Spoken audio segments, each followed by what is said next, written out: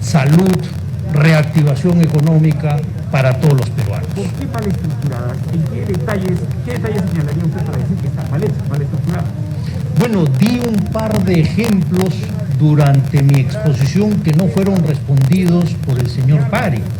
O sea, sus propuestas de cierre de economía tienen un impacto muy negativo sobre el aumento de precios de nuestra canasta básica. Mencioné el caso del pollo, mencioné el caso del pan, pero igual va a afectar a los fideos, a los aceites. No tienen propuestas para generar empleo.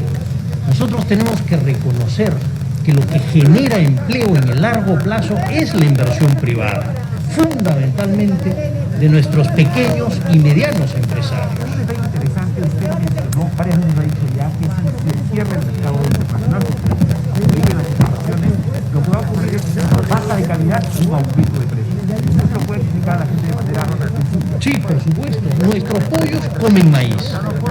Ese maíz, 75% es importado. Si nosotros cerramos las fronteras, el precio del maíz interno va a subir 300%.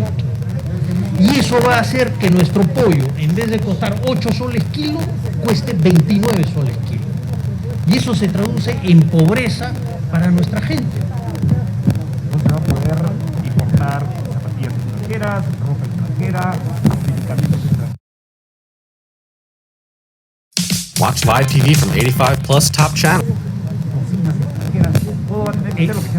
Efectivamente, eso es lo que está en el ideario y en el plan que ha presentado Perú Libre al Jurado Nacional de Elecciones. Eso es lo que está en su plan. Y ustedes han podido observar durante el debate que no tienen ninguna propuesta concreta. Y eso es lo que realmente nos preocupa. Ahora, también podemos ver que ha sido satisfactorio. Para usted el modelo es inamovible, ¿no? También se han generado inequidades, o sea, el modelo no ha sido perfecto tampoco. ¿Qué propone usted respecto a eso? A ver, hay cosas que funcionan y hay cosas que no funcionan, ¿no? Y lo que tenemos que hacer es ajustar las cosas que no han estado funcionando. Y esas son las propuestas que nosotros tenemos, ¿no? Hay que distinguir muy bien lo que es un sistema democrático de lo que es el funcionamiento del Estado. El Estado ha sido ineficiente en resolver los problemas de nuestra gente. Pero lo que no podemos hacer es, por un Estado ineficiente, querer tumbar un sistema democrático. Estamos en vivo para Panorama. Nuestro público quisiera saber respecto a las ideas que usted ha criticado, precisamente respecto a su contrincante, ¿cómo lo ve usted? Bueno, yo planteé estas dudas en términos de generación de empleo, de poder adquisitivo, de aumento de precios de la canasta básica, y del otro lado no he recibido ninguna respuesta, porque básicamente no tienen respuesta. Eso nos lleva a pensar de que las ideas que han plasmado ni siquiera saben cuáles son los efectos que esto va a tener en el corto y mediano plazo en la economía peruana. Hay una sensación de estancamiento, es una realidad. Usted, como representante del equipo técnico económico, ¿qué le puede decir al ciudadano de parte del Partido Fujimorista de lo primero que se va a hacer? Imaginemos el 29 de julio, usted es el asesor, el más cercano a la supuesta presidenta en ese caso, ¿qué va a hacer usted? Bueno, lo primero es atender a la población vulnerable. Por eso es que lo primero que se va a hacer es duplicar pensión 65, va a pasar de 250 a 500 soles y vamos a aumentar 50% juntos.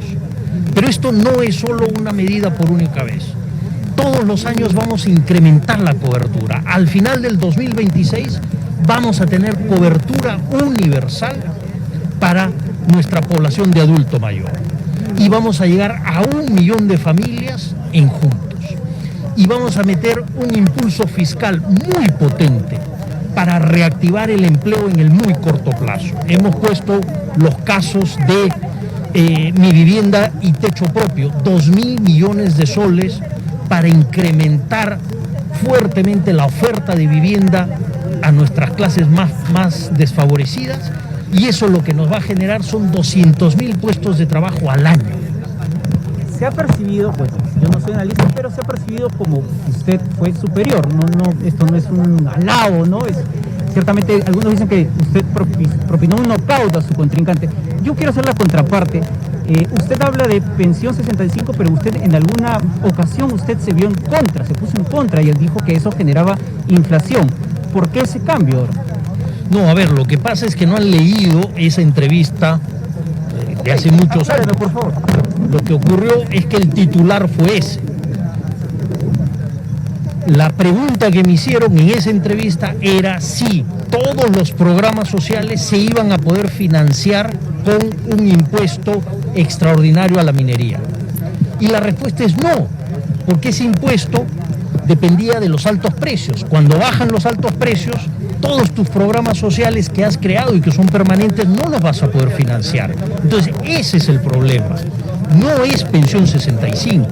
En pensión 65 se invierte 0.1% del producto.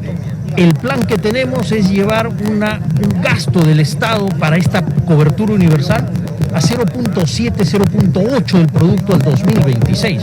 Totalmente financiable, totalmente manejable. Ok, le pido la respuesta para Rosana Cueva. Rosana, el señor Carranza, por favor, ¿puede acercar? Te escucho. Sí, ¿qué tal, señor Carranza? Estamos aquí en el set de Panorama con Sí, Roxana, Diego, adelante. Sí, con Diego Acuña, a quien le pido que pueda aplazarle la primera pregunta. Diego. No escucho nada. Lucho, ¿cómo estás? Buenas noches. ¿Me oyes ahí?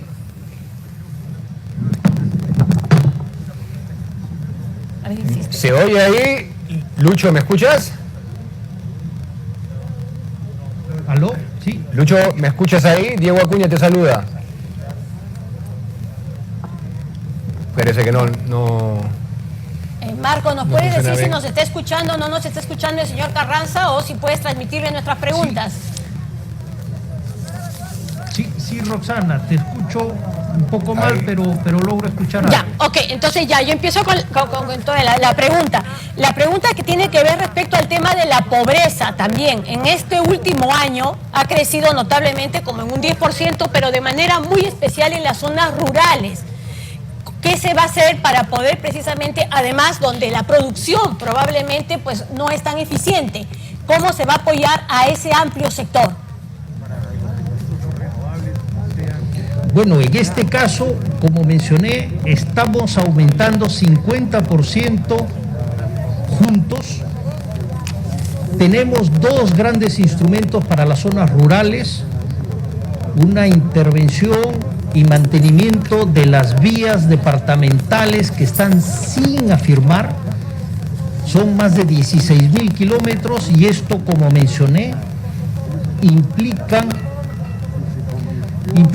un aumento de hasta 500.000 puestos de trabajo en zonas rurales. Y la gran apuesta que tenemos es lograr beneficiar a 250.000 familias de las zonas rurales con pequeños reservorios a través de los programas como Sierra Productiva o Siembra de Agua. Esto lo que va a generar es que puedan duplicar su producción porque tendrán acceso a agua todo el año.